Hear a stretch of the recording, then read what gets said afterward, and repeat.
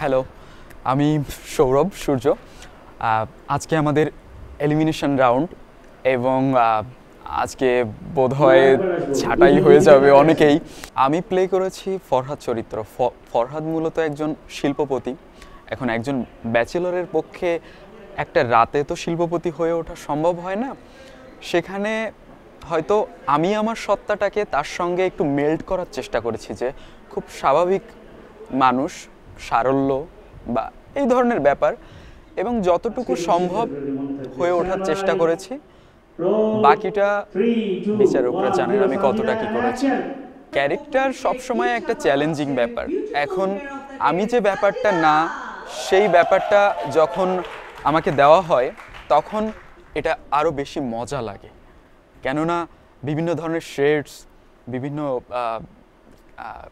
Characteristics, এগুলোকে consume করা এটা অন্যরকম মজা। এটা খুব ভালো ব্যাপার এবং আমি অ্যাকসেপ্ট করতে সর্বদা প্রস্তুত। এগুলো আমার জন্য দোয়া করবেন। দেখা হচ্ছে কি হয়। এবারে মঞ্চে আসবে খুলনা থেকে সৌরভ রয় সূর্য।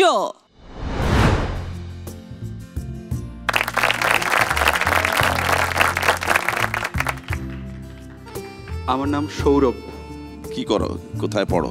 আমি খুলনা থেকেই পড়াশোনা অনার্স শেষ করে রসায়ন বিভাগে ঢাকাতে এসেছি। খুলনাতেই পড়াশোনা করা, বড় হওয়া, বেড়ে ওঠা। আমরা দেখি ওর ইয়াতে দেখি, ভিডিওটা দেখি।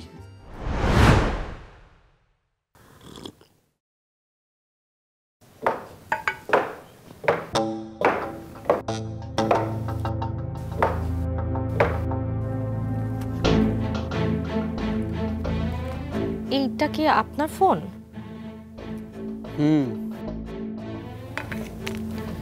সামনের বাগানে পেয়েছি, পড়ে গিয়েছিল। কথা বলতে পারেন না আপনি? আপনি যে একজন আপাদমস্তক অসামাজিক লোক, এটাই আপনি প্রমাণ করতে চাইছেন, তাই তো?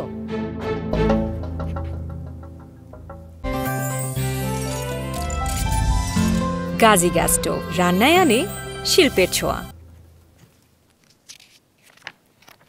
আচ্ছা, আমার একটাই প্রশ্ন আপনার কাছে, বাগানের সব গাছে বিথি নামটা কি আপনি লিখেছেন? এই বিথিরা যে কেন আপনাদের মতো লোকেদের খপ্পরে? বিথি, কথা শেষ করলেন না তো?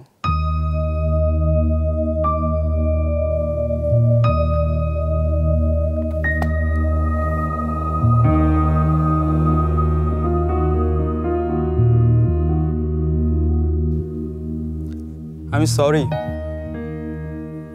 যে বিথি নামের কাউকে আমার খপ্পরে পড়তে হয়েছে, কিন্তু বিথি নামের মেয়েটা জানে না যে আমি তাকে পাগলের মতো ভালোবাসি। এর জন্য একটুও সরি না, একটুও না।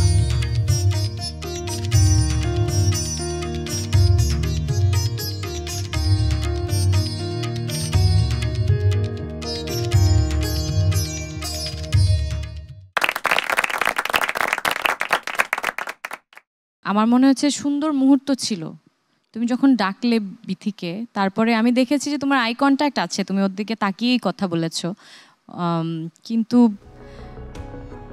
মোমেন্টটা আমি ফিল করতে পারিনি। মুখস্থ কিছু আছে? হ্যাঁ। কি আছে? কইন্না, আরে ও কইন্না,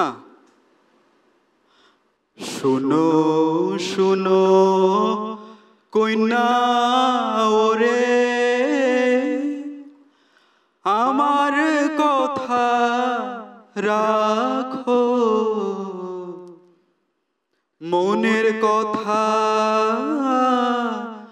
কইবাম আমি, একটু কাছে থাকো। আরে সন্ধ্যা বেলা চাঁদনি ওঠে, সূরজ বইসে পাটে, হেন কালেতে একলা তুমি যাইও জলের ঘাটে। সন্ধ্যা বেলা জলে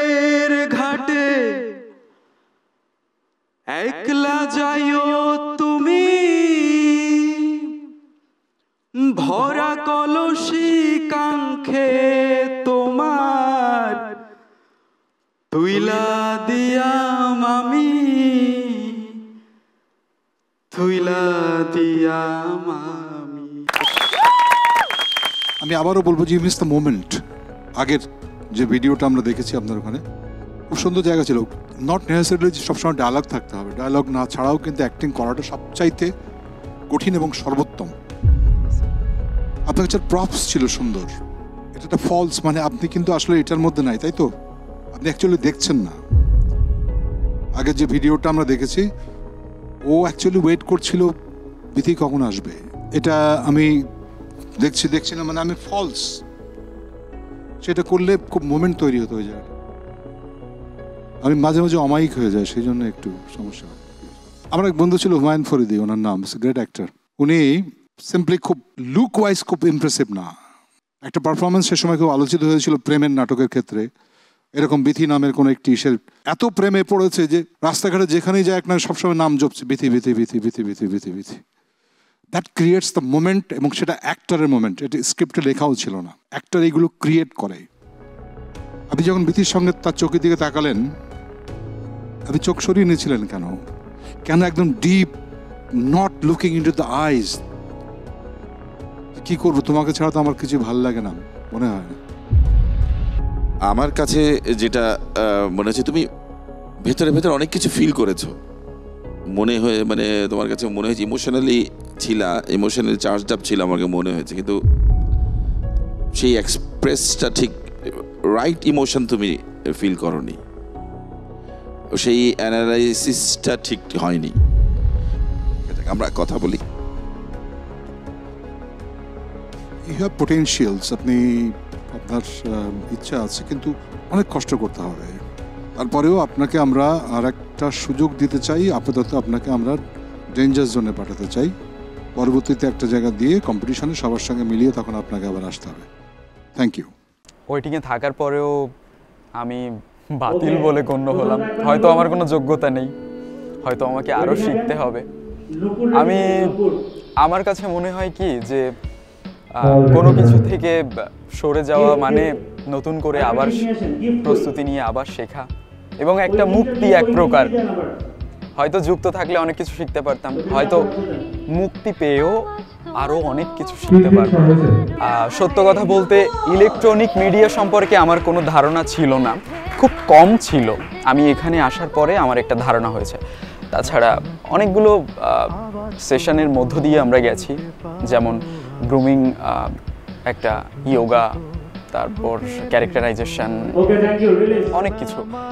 এগুলো হয়তো টুকটাক অনেক কিছুই শিখেছি, শেখার চেষ্টা করেছি, কিন্তু সব থেকে বড় ব্যাপার এই যে জগৎ, আলোর একটা জগৎ, এটা সম্পর্কে একটা ধারণা হলো, এবং এটা মাথায় নিয়েই চলতে চাই।